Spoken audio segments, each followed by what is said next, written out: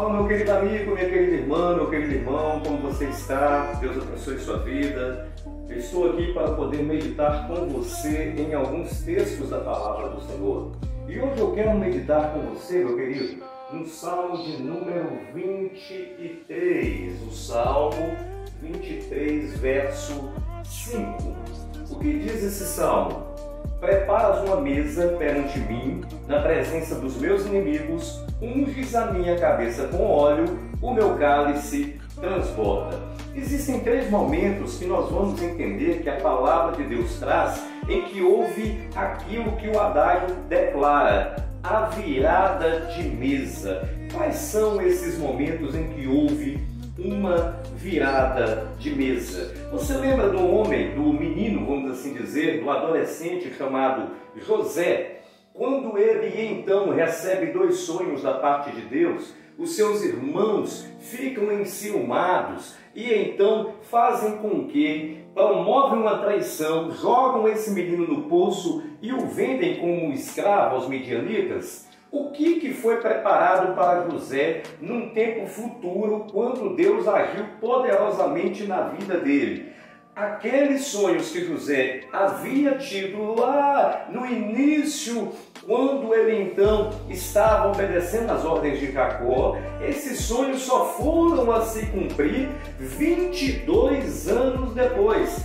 22 anos depois foi que o sonho de José se cumpriu. E se cumpriu o sonho de José por quê? Porque Deus não faz nada a toque de caixa, não. Deus, ele faz o quê? Prepara uma mesa. Prepara uma mesa perante mim. E se Deus prepara uma mesa, Deus vai preparar o exato momento em que a situação vai ser contornada, em que as coisas vão então se converter, a maldição em bênção, o mal em bem, a tristeza em alegria e a adversidade em benefício. Então passaram-se 22 anos até que José recebesse o quê? Ele preparou uma mesa na sua casa, recebendo seus irmãos, e naquele lugar, ao receber seus irmãos, ele colocou cada irmão um diante do outro, de acordo com a sequência do nascimento de cada um, ou seja, do mais velho ao mais novo. Do mais velho ao mais novo. Todos ficaram sequenciados e eles puderam entender que algo estava acontecendo. Por quê? Porque cada qual foi posto à mesa de acordo com o seu nascimento. Só que o último a ser colocado na mesa foi o irmão de pai e de mãe. Por quê? Porque Benjamim também era filho de Rebeca. E por ser filho de Rebeca, ser irmão de José, de pai e mãe, a ele, sendo o último, ele recebeu o que a Bíblia diz. Ele recebeu uma porção quintuplicada daquilo que José havia preparado. Vou apagar aqui, meu querido irmão, porque eu tenho que desenhar muito para poder instruir a palavra do Senhor. A mesa foi preparada. Benjamim recebeu a sua porção. E José, ele não recebeu a sua vingança, não. Ele recebeu aquilo que nós podemos falar. Quando Deus quer operar, ninguém impede. Quando Deus quer honrar, a honra de Deus sobrepuja a indignação, o vitupério, a moléstia do ser humano. Então, na vida de José, houve essa virada de mesa. Ele recebeu o quê? Deus preparou uma mesa para ele na presença dos aborrecedores. Não eram inimigos, que eram seus irmãos, mas todos tiveram que ver aquilo que Deus fez na vida de José. Houve um outro jovem também, que recebeu uma virada de mesa. E o nome desse jovem é Davi. Em 1 Samuel, capítulo 16, o profeta Samuel foi enviado à casa de Jessé, o belemita, na cidade de Belém, porque lá Deus havia se provido de um rei. Havia lá 7 jovens mancebos, filhos de Jessé, que cada qual foi passando diante do profeta. Foi passando o primeiro, o segundo, o terceiro, o quarto, o quinto, o sexto e o 7º filho. Eliabe, Nadab, Abinadab, Samar, todos foram passando. Quando chegou no 7º, quando chegou ao primeiro, o profeta Samuel falou: eis aqui o ungido do Senhor. Opa, aqui está o ungido. Daqui a pouco Deus fala com ele: Samuel, não atente para a sua aparência, nem para o tamanho da sua estatura, pois eu, o Senhor, não vejo como o homem vê. O homem olha a aparência, eu vejo o coração. Então, esse foi descartado, esse foi descartado, esse foi descartado, esse foi descartado, esse foi descartado. O 7º foi descartado. Mas o primeiro que havia então aquela primeira seleção de Samuel foi o primeiro a ser descartado. O 7º foi descartado, mas existia o 8º filho. E o 8º filho não estava assentado à mesa. O 8º filho estava cuidando das ovelhas do rebanho de seu pai. O 8º filho estava então cuidando dos seus serviços e não recebeu a honra do homem. Mas no momento certo, aquilo que estava para ele foi falar assim: nenhum de nós, ninguém vai assentar à mesa até que se chegue o 8º, até que chegue o último. Ninguém se assenta à mesa, porque esta mesa ela estava preparada para Davi. Foi a mesa da unção, a mesa em que Davi foi ungido a rei de Israel. Aqui ele não recebe o trono ele vai conseguir herdar, ele vai conseguir tomar lá em 2 Samuel capítulo 5, mas aqui ele recebe a unção porque Deus havia preparado essa mesa para ele. Quando fala aqui no capítulo, no Salmo 23, verso 5, quando fala assim: preparas uma mesa para mim na presença de meus inimigos, unge minha cabeça com óleo e meu cálice transborda, nós vamos entender o seguinte: que o anfitrião, ao receber o convidado naquela época, era colocado um cálice. Era colocado um cálice em cada mesa dos convidados. E o anfitrião, ele recepcionava os seus convidados. Após todas aquelas medidas de honra, que era lavar os pés, ungir a cabeça com óleo dos seus convidados, a cada convidado era dada uma porção de mosto, uma porção de vinho. E esse vinho era colocado no cálice de acordo com a honra do convidado. Quanto mais honra houvesse, mais mosto era colocado. Mas quando o convidado era o convidado da ocasião, ele era o convidado a ser honrado naquele momento, ele recebia uma porção maior do vinho. Mas essa porção maior não era simplesmente para que ele fique satisfeito, não. Essa porção, a porção era de forma colocada de maneira a transbordar no cálice. E ao transbordar no cálice, esse mosto, havia então a mesa, ela então ficava tomada por este vinho, manifestando publicamente a todos os demais convidados que aquele convidado era o convidado da honra, o convidado da ocasião, e ele estava recebendo uma honra pública. Esta honra, ela era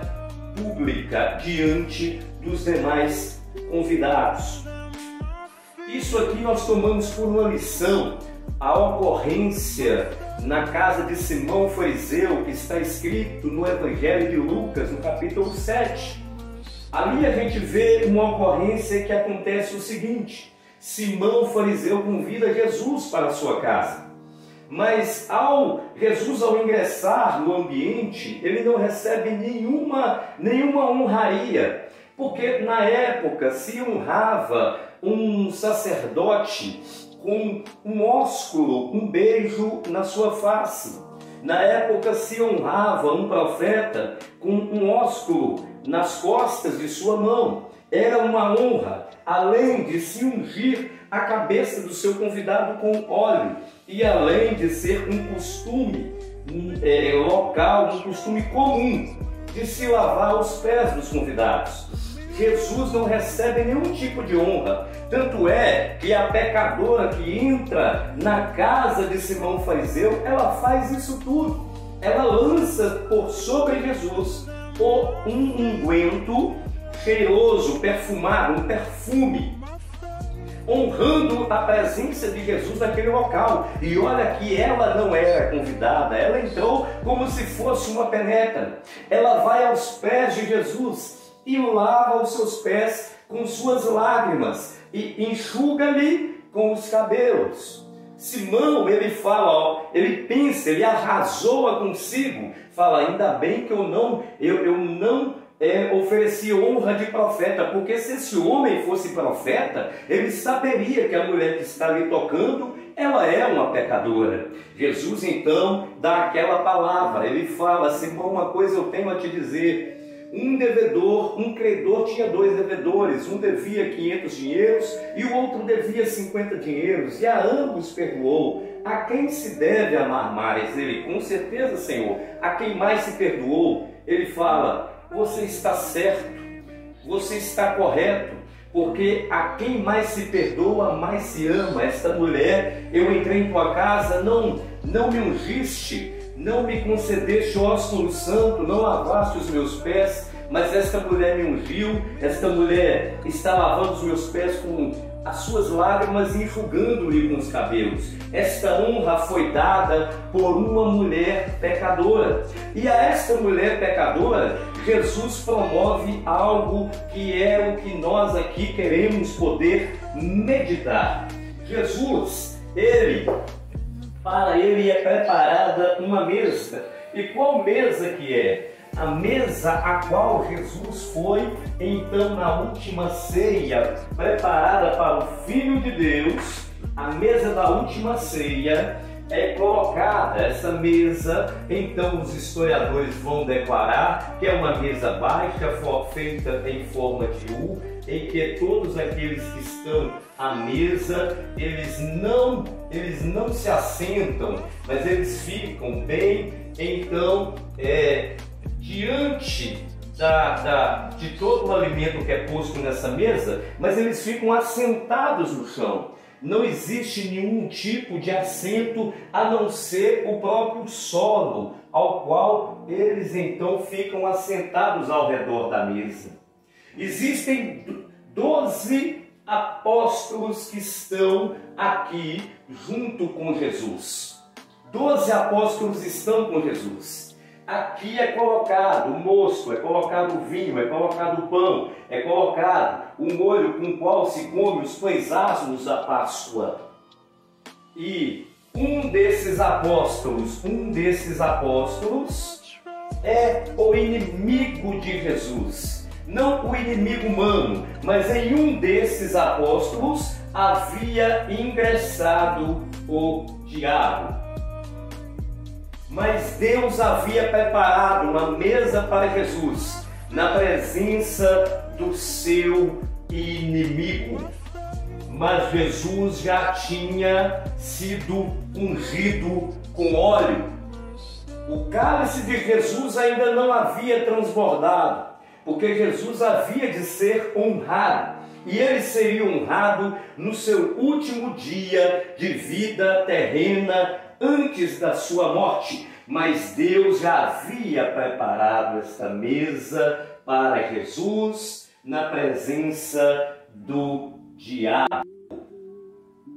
Então, Jesus agora, ele parte para o local denominado Getsemane.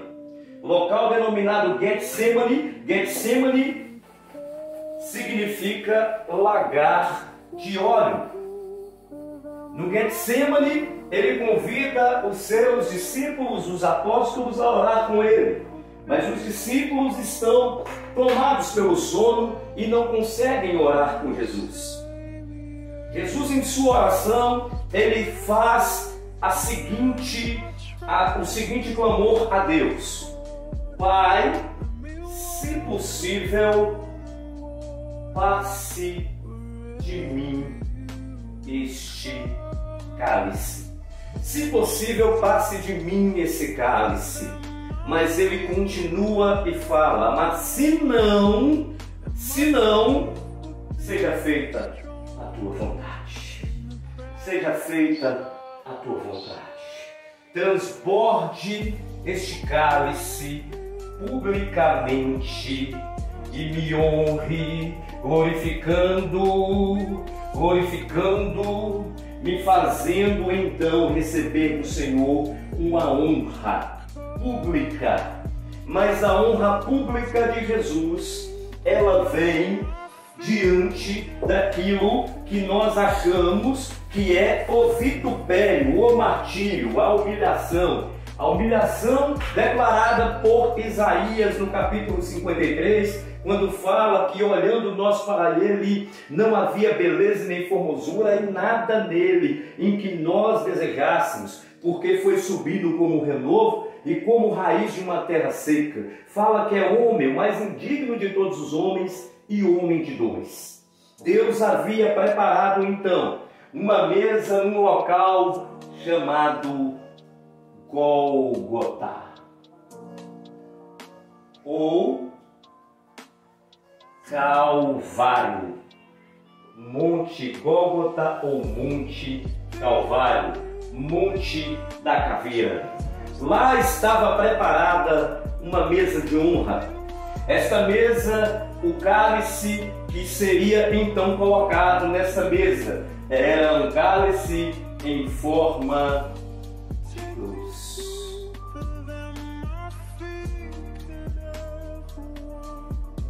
O fruto da videira que seria colocado neste cálice seria a personificação do Deus Todo-Poderoso, a personificação do Deus Eterno, na pessoa do seu Filho amado.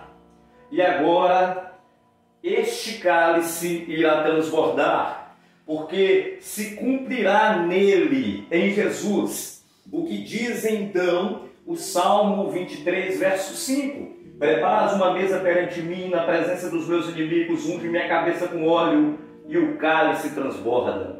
Mas vai cumprir também o Salmo 27, versículo 6. Também a minha cabeça será posta acima dos meus inimigos. Se cumprirá o Salmo 22, versículo 12, quando fala que touros fortes me cercaram, os touros fortes de Bazã me rodearam. Então aqui existem as pessoas que estão vislumbrando o vitupério público de Jesus.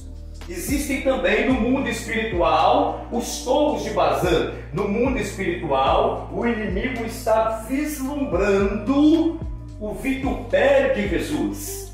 Está se cumprindo Isaías 53, verso 11, quando fala que ele verá o resultado do seu trabalho e a muitos ele justificará pelo seu sacrifício. Mas para isso acontecer, esse cálice tem que transbordar. Esse cálice tem que ser uma honraria agora, honra para o Filho. Mas por quê? Porque todo lugar vai ficar manchado com o sangue do unigênito Filho de Deus, porque o cálice transbordando no Calvário é uma manifestação pública de que Jesus, pela ordenança do Pai, está honrando e salvando os homens. E agora nós somos convidados de honra para fazer o quê? Para cumprir o Salmo 116, versículo 12 e versículo 13, quando declara: o que darei eu ao Senhor por todos os benefícios que me tem feito? Versículo 13: tomarei o cálice da salvação e invocarei o nome do Senhor. Porque o cálice foi posto, então ele transbordou, e agora nós somos convidados de honra de Jesus de Nazaré para participar da mesa do Senhor, que é a ceia do Senhor, e somos convidados também para, naquele grande dia, participarmos das bodas do Cordeiro, no qual encontraremos com o Senhor e estaremos para sempre com Ele. Uma vez, a última ceia foi o último momento em que Ele participou da mesa com seus discípulos, mas Ele falou: fazer isso em memória de mim até aquele grande dia, o dia em que eu virei. Que estas palavras venham ser um canal de bênção e que você venha saber que Jesus te honrou e Ele sempre irá preparar uma mesa para você, na presença dos seus inimigos. Vai ungir a sua cabeça com óleo, vai fazer com que Ele já fez o cálice transbordar, mas em tudo Ele vai manifestar a graça dele na sua vida. Seja abençoado no nome de Jesus. Compartilhe se você gostou desse vídeo, se você gostou da explicação, curta esse canal e se inscreva. Deus abençoe a todos no nome de Jesus.